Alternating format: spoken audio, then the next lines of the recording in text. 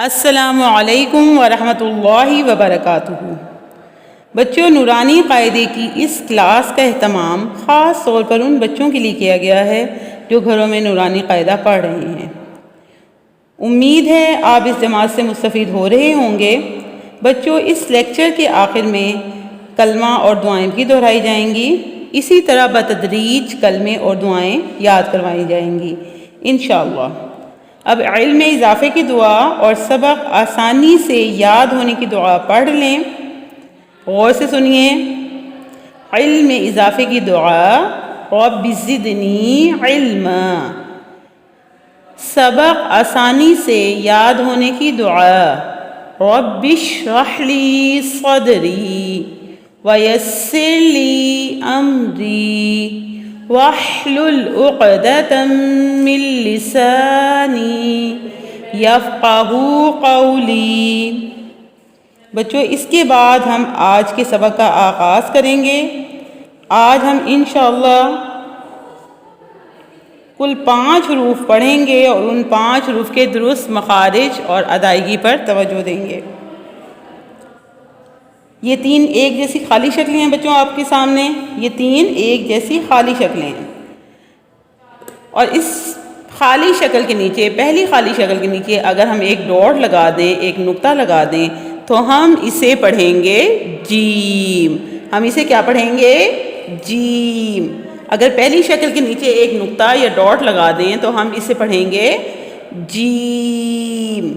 جیم کو تھوڑا لمبا کر کے پڑھیں گے بچوں، پڑھیے جیم، دوبارہ پڑھیے جیم۔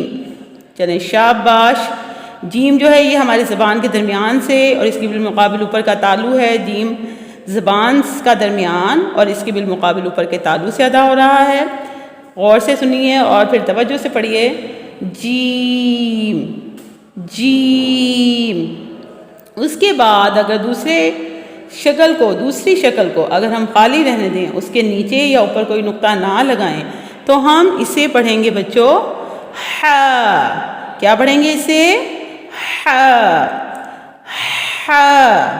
کیا پڑھیں گے بچوں اسے؟ توجہ سے سنیے، ہا ہا۔ ہا جو ہے یہ ہمارے حلق کے درمیان اور سے ادا ہو رہا ہے۔ ہا کہاں سے ادا ہوتا ہے؟ ہمارے حلق کے درمیان والے حصے سے ہا ادا ہوتا ہے۔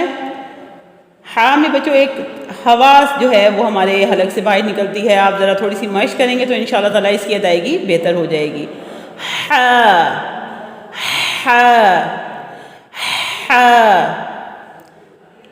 مشق کرنی پڑے گی اس کی آپ کو، جتنی مشق کریں گے اتنی اس کی ادائیگی بہترین ہوگی انشاءاللہ۔ ہا ہا۔ بیٹا اس سے جو اگلا حرف ہے اس شکل کے اوپر اگر ہم ایک نقطہ لگا دیں، ایک ڈاٹ لگا دیں، تو ہم اسے پڑھیں گے خا خا۔ ہم اسے کیا پڑھیں گے؟ خا۔ خا جو ہے یہ ہمارے حلق کا سب سے اوپر والا حصہ جو منہ کی طرف ہے وہاں سے ادا ہوتا ہے۔ خا کو موٹا کر کے پڑھتے ہیں۔ اب آپ سے اگر میں سوال کروں کہ خا کو کس طرح پڑھتے ہیں تو آپ کیا بتائیں گے؟ خا کو موٹا کر کے پڑھتے ہیں۔ اور جب اسے موٹا کریں گے تو آپ نے اپنے ہونٹ گول نہیں کرنے، منہ کھول کے ادا کیجئے۔ خا خا۔ خوا نہیں پڑھنا، خا خا خا۔ اور بیٹا اس سے آگے 2 شکلیں اور موجود ہیں، بہت آسان ہے ان کی ادائیگی۔ اس پہلی شکل کو اگر ہم خالی رہنے دیں اور اس کے اوپر اور نیچے کوئی ڈاٹ کوئی نقطہ نہ لگائیں تو ہم اسے پڑھیں گے دال۔ ہم اسے کیا پڑھیں گے؟ دال۔ شاباش۔ ہم اسے پڑھیں گے دال۔ شاباش بچوں۔ اس سے اگلی شکل پر اگر ہم ایک نقطہ لگا دیں، اس شکل کے اوپر اگر ایک ڈاٹ لگا دیں تو ہم اسے پڑھیں گے ذال۔ ذال ہماری زبان کی نوک اور سامنے والے دانتوں کے کنارے سے، اوپر کے سامنے والے دانتوں کے کنارے سے ادا ہو رہا ہے۔ ذال نرمی والا حرف ہے، سیدھی کی آواز بالکل نہیں آنی چاہیے۔ ذال ذال۔ دوبارہ پڑھیے ذال۔ شاباش۔ دوبارہ پڑھیے بیٹا ذال ذال۔ शाबाश, वेरी गुड। जितनी मशक करیں گے اتنا زیادہ بہتر ہوگا۔ چلیں بیٹا، اب آپ نے آج کا سبق پڑھ لیا ہے۔ سبق کے آخر میں، لیکچر کے آخر میں اول کلمہ کھانا کھانے سے پہلے کی دعا اور کھانا کھانے کے بعد کی دعا جو ہم دہرائیں گے، آپ میرے پیچھے دہرا لیں۔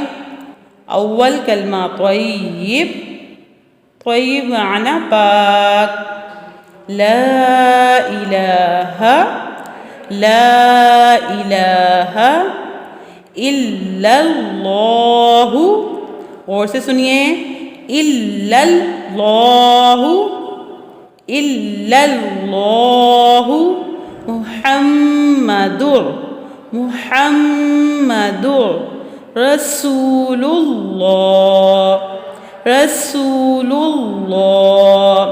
شاباش، کلمے آپ لوگوں نے یقیناً گھروں میں یاد کیے ہیں، لیکن ادائیگی پہ، تلفظ پہ زور دینا ہے، اس کی خوب مشق کرنی ہے۔ اور اس کے بعد بیٹا کھانا کھانے سے پہلے کی دعا، کھانا کھانے سے پہلے کی دعا، بسم اللہ وعلا، بسم اللہ وعلا برکت اللہ، برکت اللہ۔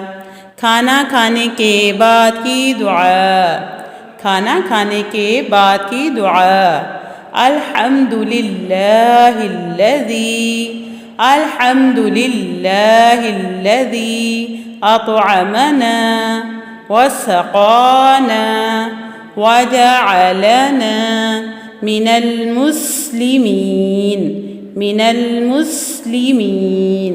چلیں شاباش بچوں، نورانی قاعدے میں آج آپ نے سبق نمبر 2 تھا آپ کا۔ انشاءاللہ تعالیٰ آگے مزید اسباق بھی پڑھائے جائیں گے آپ کو۔